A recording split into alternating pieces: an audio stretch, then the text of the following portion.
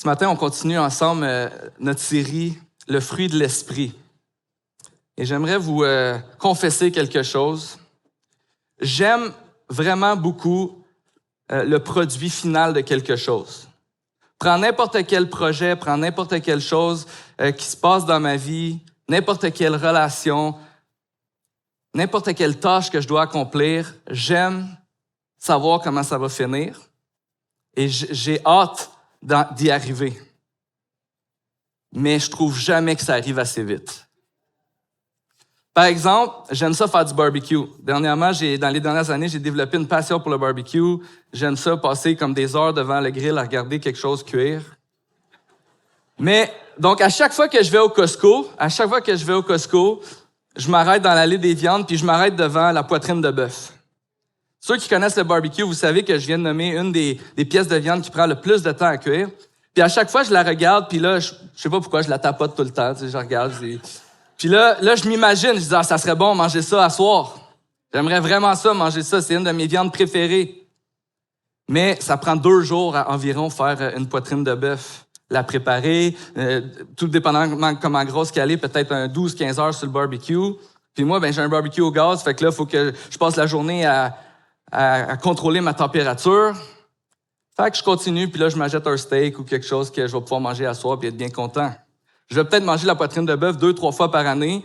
Si je suis chanceux, une 4e fois parce qu'Alex Farley va m'en amener, parce que la sienne est vraiment bonne. Mais j'aime le produit final des choses. Je voudrais que ça arrive tout de suite. J'ai de la difficulté à embrasser le processus pour arriver là où j'aimerais être. Je sais pas si tu te reconnais là-dedans. Peut-être que tu reconnais quelqu'un dans ton entourage. Quand on lit la Bible, bien souvent, c'est comme ça qu'on va approcher notre relation avec Dieu. On lit un texte comme Galates 5, 22, le fruit de l'esprit, puis on va lire ça, puis on va dire, bon, le fruit de l'esprit, c'est l'amour, la joie, la paix, la patience, la bonté, la bienveillance, la foi, la douceur, la maîtrise de soi. Là, on va finir de lire ça, puis on va prier, puis on va dire, Seigneur, ça va être moi aujourd'hui. Ça va être moi maintenant. Puis quand que je vais à l'église, puis j'entends un bon message, je dis, c'est bon, je vais avoir une bonne semaine, ça va être moi maintenant. J'aimerais vraiment ça, pouvoir maîtriser ça à mesure que je le lis. Là, la journée commence. Tout de suite, je vais être amené à répéter 10 fois la même chose avant que tout le monde soit dans ses occupations comme l'école, le travail. Je vais sortir de la maison pour aller au travail, puis là, je vais me faire couper sur la route en chemin. Quelqu'un oublie un rendez-vous avec moi. Je vis un désaccord avec un collègue de travail. Bon, nous ici, ça nous arrive pas, mais je donne un exemple. Et là, l'amour, la joie, la paix, la frustration, l'agitation. Puis là, j'ai encore échoué.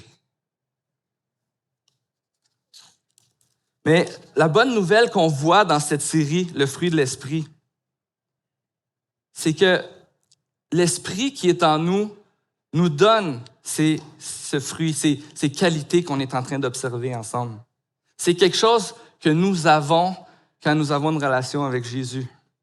Pasteur Normand nous a dit au début de cette série qu'on peut nous attendre à grandir, à avoir plus d'amour, plus de joie, plus de paix, plus de patience et tous les autres éléments parce que l'Esprit travaille en nous.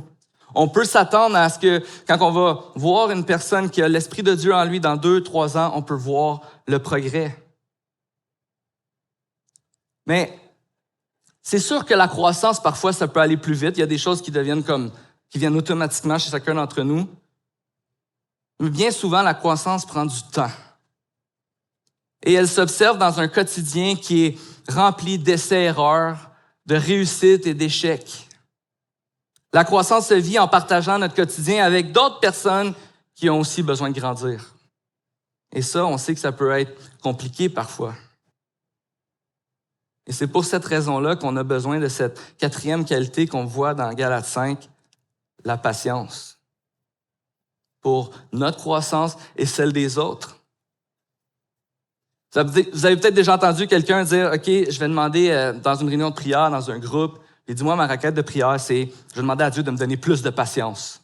Puis là, on voit comme les 8 autres personnes de regarder et faire, tu viens de faire la prière qu'il ne faut pas faire, parce que fais attention quand on demande de la patience à Dieu, qu'est-ce qui va se passer? Il va te donner des occasions d'exercer la patience. On le sait, c'est une qualité importante, mais c'est pas facile. Au début de la série, je prenais une marche avec ma fille Aurélie. Je lui ai promis que je vous dirais ça, elle le sait. Je prenais une marche avec ma fille Aurélie, puis je lui parlais on parlait de toutes sortes elle aime ça jaser, puis c'est le fun, parce que mes gars, ils me parlent pas, fait que là, je prends une marche avec ma fille, puis là, elle me jase, puis là, des fois, faut même que je vois des choses, tu sais, en marchant, puis je dis, non, reste focus, parce qu'elle parle, tu sais, elle aime ça, elle veut parler, fait que là, je l'écoutais, puis là, un moment, on s'est mis à parler de tout et de rien, puis là, je lui parlais du message que j'étais en train de préparer, qui était l'introduction de la série du fruit de l'esprit, puis je lui disais les différentes qualités, l'amour, la joie, la paix, la patience. La réponse de ma fille, c'est « J'espère qu'ils ont choisi quelqu'un d'autre pour parler de la patience. »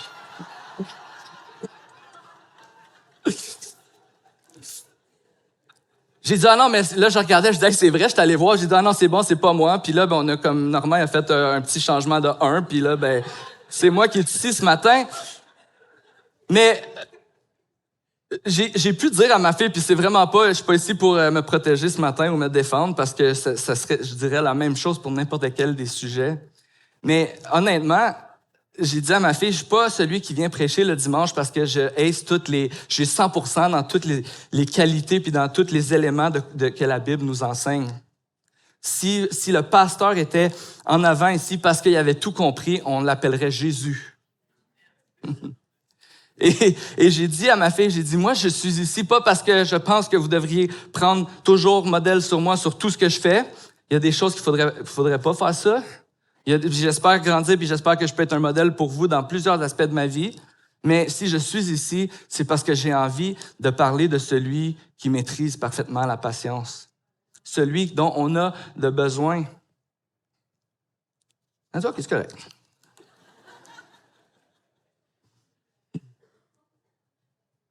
Et ce matin, c'est ce que j'aimerais qu'on fasse ensemble.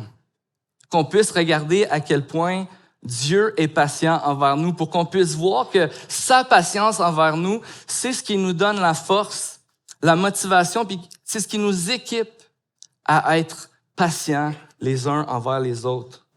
Et pour regarder la patience de Dieu ce matin, on va regarder un texte dans l'Ancien Testament, dans le livre d'Ésaïe, au chapitre 57. Et je vous laisse le temps d'aller regarder dans vos Bibles. Dans Ésaïe, au chapitre 57, on va voir dans ce passage-là la patience de Dieu. Avant de lire dans Ésaïe, le psaume 103, et vous n'êtes pas obligé d'aller là, mais le psaume 103 nous dit que Dieu fait preuve de compassion et de bonté. Il est lent à la colère et riche en amour. Et ce qu'on voit de la patience de Dieu dans les Écritures, c'est cette notion que Dieu est lent à la colère. Et c'est ce qu'on va regarder ensemble. On va voir dans Ésaïe 57 comment la Bible nous dépeint un Dieu qui est lent à la colère, qui est rempli de patience envers nous. Juste avant de lire le passage, on va prier ensemble. Seigneur Dieu, merci pour ce temps que tu nous donnes ce matin. Merci pour ton amour dans nos vies. Merci pour ta patience. C'est ce qu'on veut voir ce matin ensemble. Et si on est tous ici ce matin et qu'on peut entendre ta parole, on est déjà des bénéficiaires de ta patience, de ton amour qui se communique au travers de ta patience. Je te prie ce matin que tu puisses parler à nos cœurs, que tu puisses nous émerveiller par ton œuvre et vraiment que ça puisse nous équiper, nous motiver à être comme toi de plus en plus. C'est dans ton nom qu'on te prie, Jésus.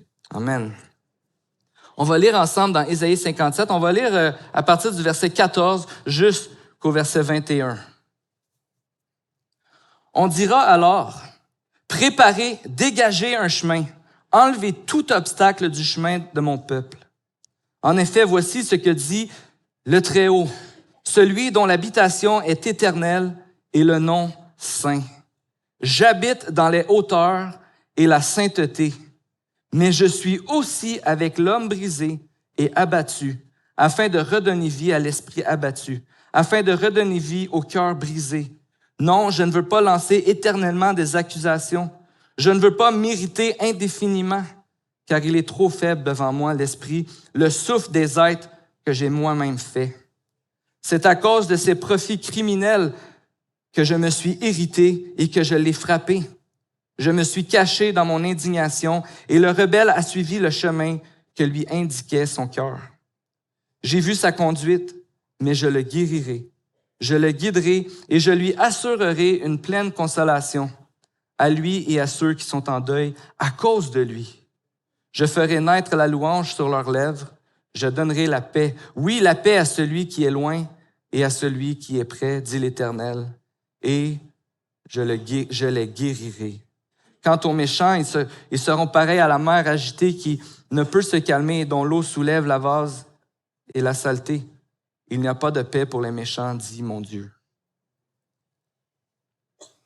Donc, ce matin, j'aimerais qu'on prenne le temps de regarder ensemble en quoi consiste la patience de Dieu envers nous.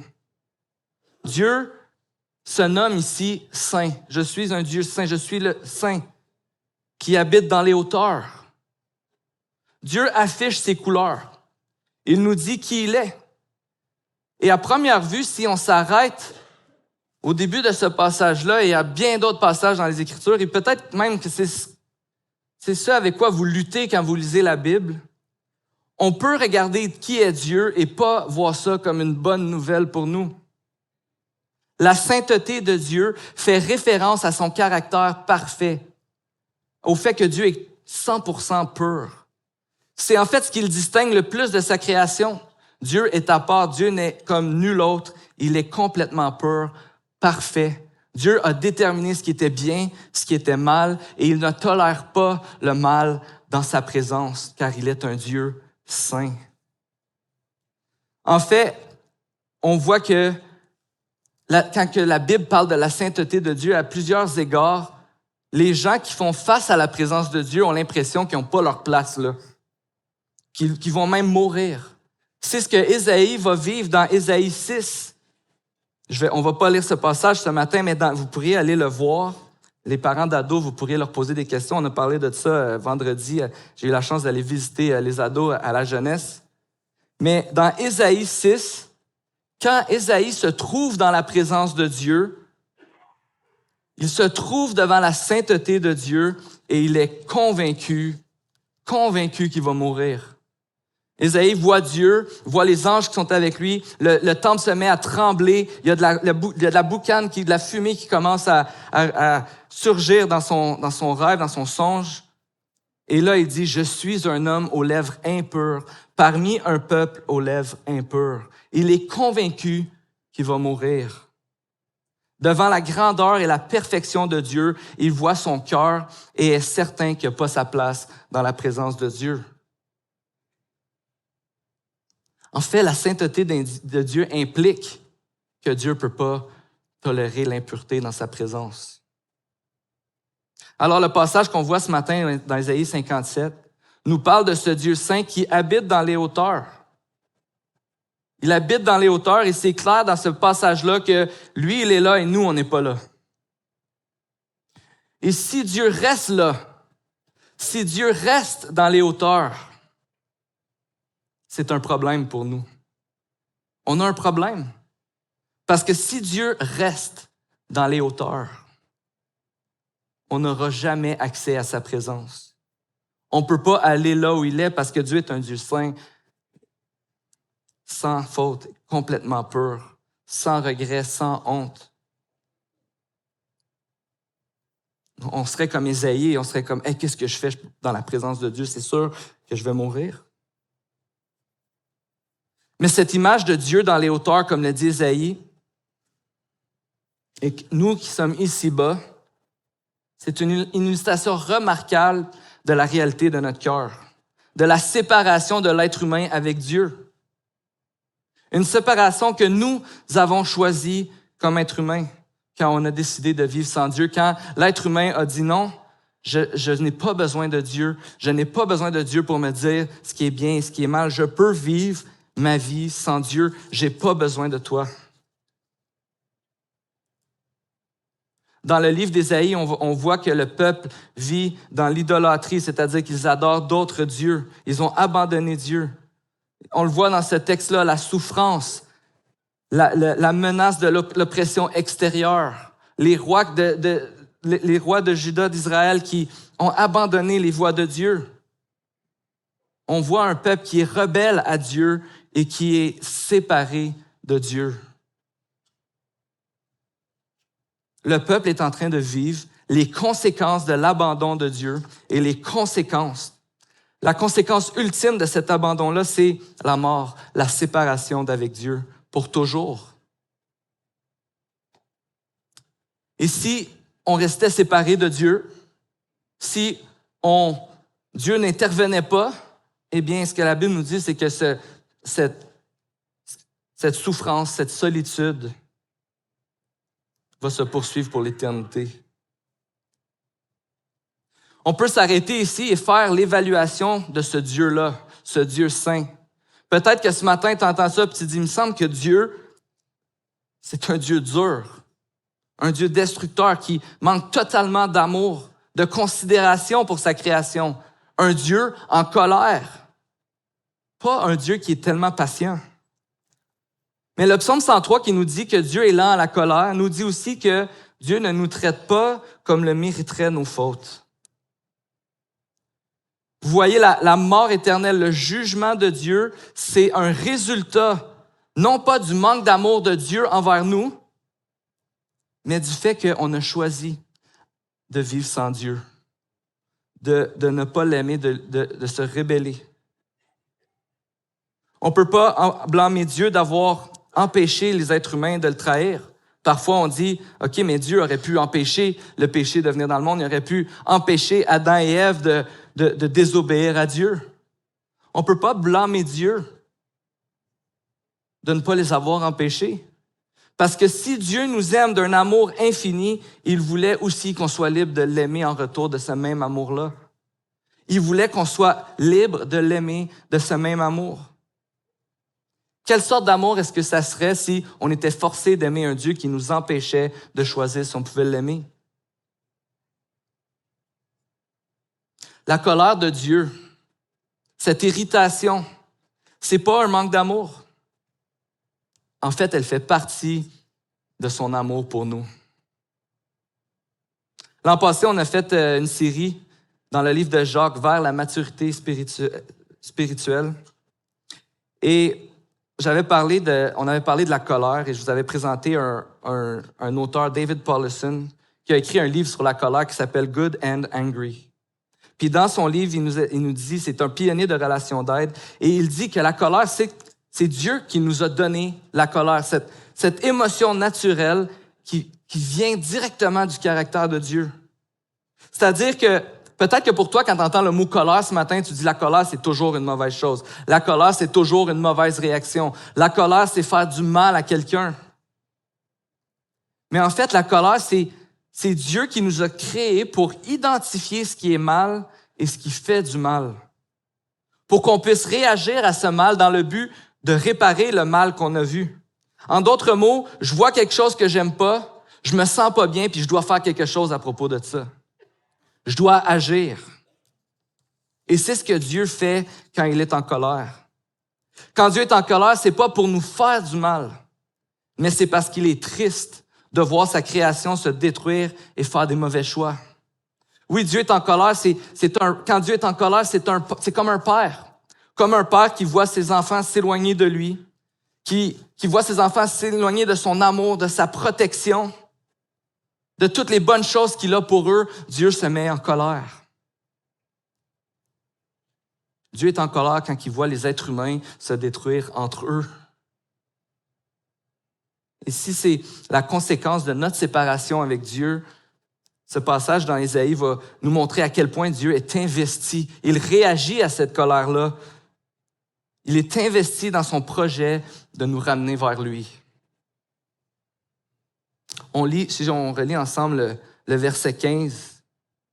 En effet, voici ce que dit le Très-Haut, celui dont l'habitation est éternelle et le nom saint. J'habite dans les hauteurs et la sainteté, mais je suis aussi avec l'homme brisé, abattu, afin de redonner vie à l'esprit abattu, afin de redonner vie au cœur brisé.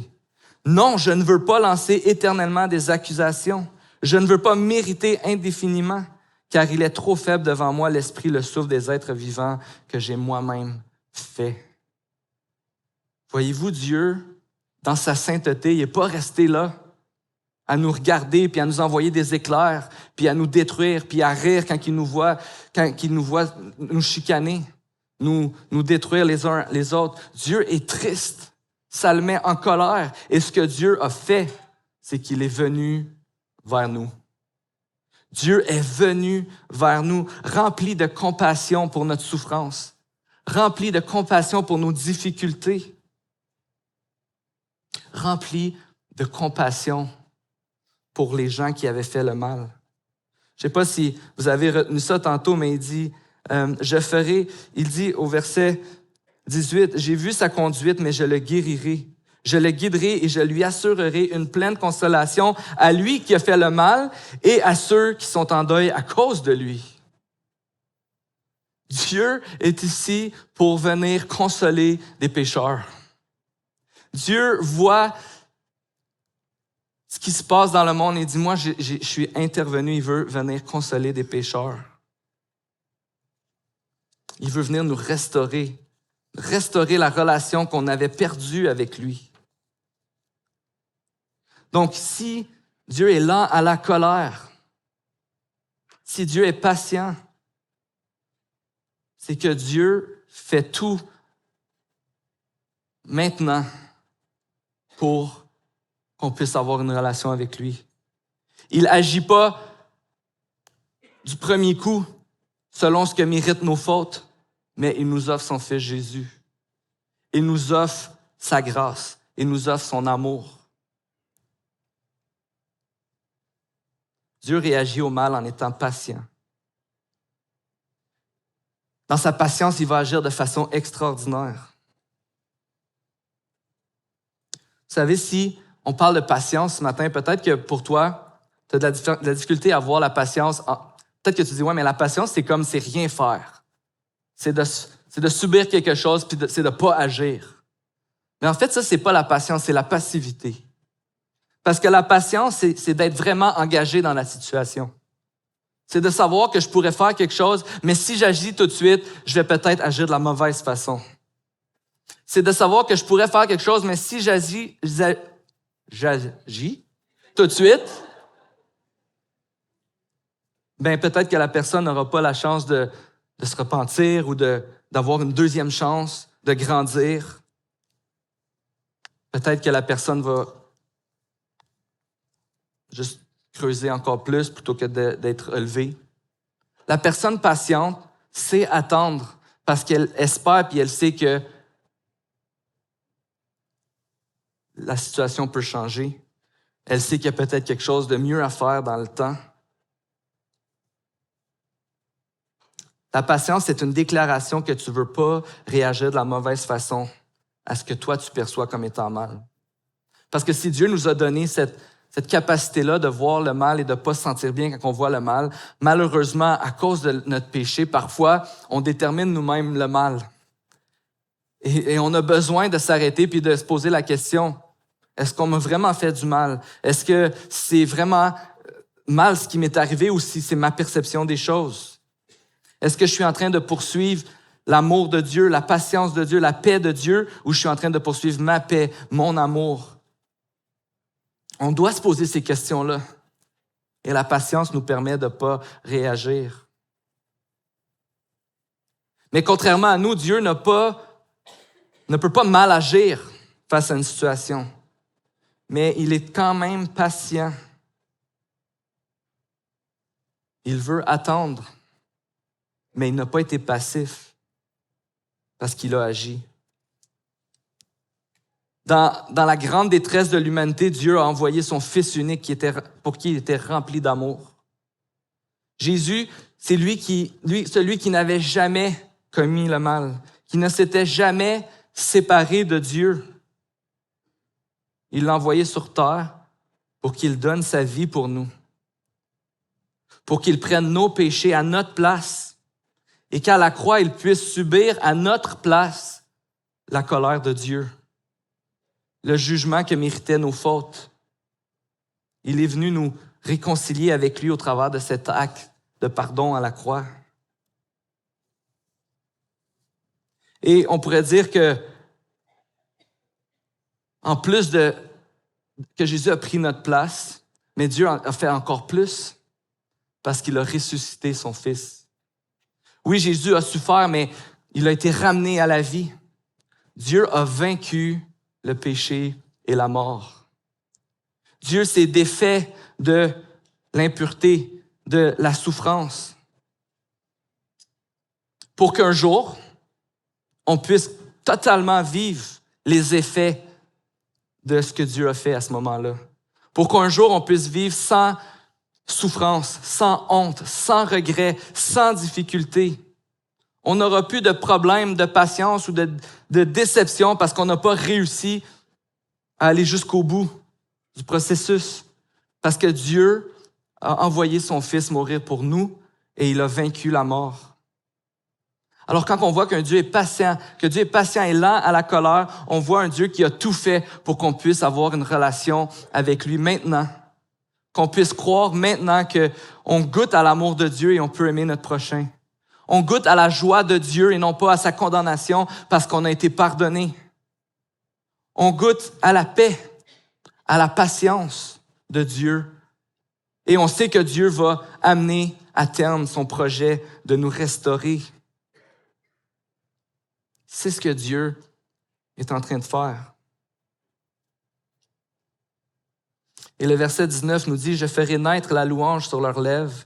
Je donnerai la paix, oui, la paix à celui qui est loin et celui qui est près, dit l'Éternel. » La patience de Dieu envers nous, son amour qui nous transforme, nous permet maintenant de le louer, de l'adorer.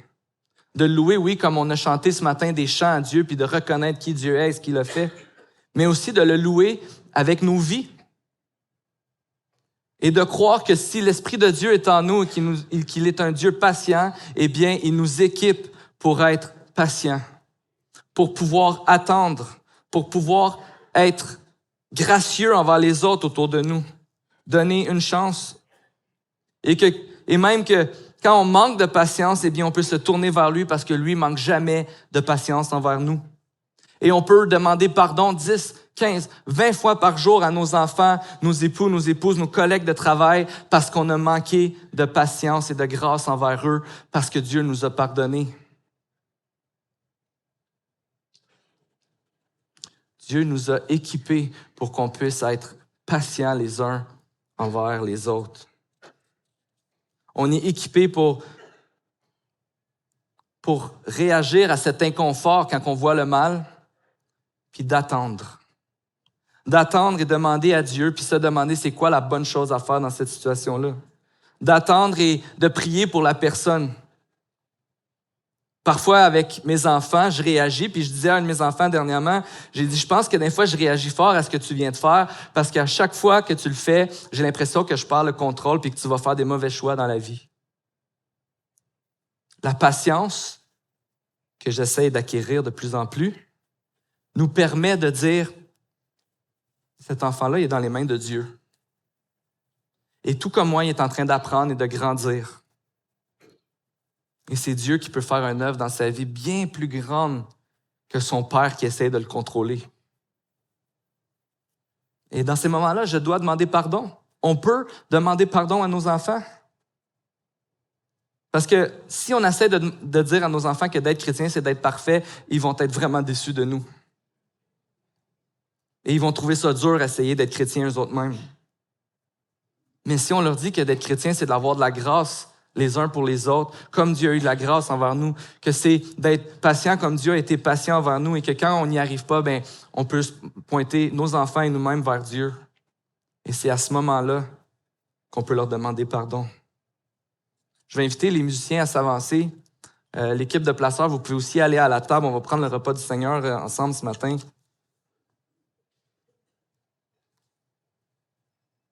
On peut se tourner vers lui parce qu'il ne va jamais manquer de patience envers nous. Et ce matin, on va prendre le repas du Seigneur ensemble. On va prendre cette scène que Jésus a prise avec ses disciples avant de mourir. Et il a dit, à chaque fois que vous allez prendre ce pain et cette coupe, faites-le en mémoire de moi. Rappelez-vous ce que j'ai fait pour vous. Et ce matin, quand on va tenir ça dans nos mains, et vous pouvez commencer la distribution, quand on va tenir ça dans nos mains, j'aimerais qu'on se rappelle à quel point Jésus, comment Dieu a été patient envers nous. Qu'on puisse être reconnaissant de ça, de comment il était peut-être patient envers toi ce matin. Hier, cette semaine, on veut se rappeler ce qu'il a fait pour nous. Et on vous demande de laisser passer si Jésus n'est pas encore votre sauveur, si Jésus n'a pas encore, vous n'avez pas encore été réconcilié avec lui. Mais c'est une invitation que je vous lance en même temps. Ce matin, si tu as été touché par la patience de Dieu envers toi, eh bien, je t'invite à considérer à quel point il t'aime, à quel point il a agi pour te restaurer, te réconcilier avec lui, pour briser la honte, pour briser le regret, pour briser nos incapacités. Il a donné son Fils unique qui est mort à la croix pour nous. Et si c'est un message qui te touche pour la première fois ce matin, je t'invite à venir nous voir. Peut-être venir voir une des personnes que tu vois sur le stage. Peut-être que tu connais un pasteur ou une personne chrétienne à l'église que tu peux aller voir. Tu peux aller au kiosque aussi. On veut prendre un temps avec toi pour que tu puisses te réjouir avec nous de ce que Jésus a fait pour nous. Donc, on va faire un chant et après, on va prier et on va prendre la Sainte Seine ensemble.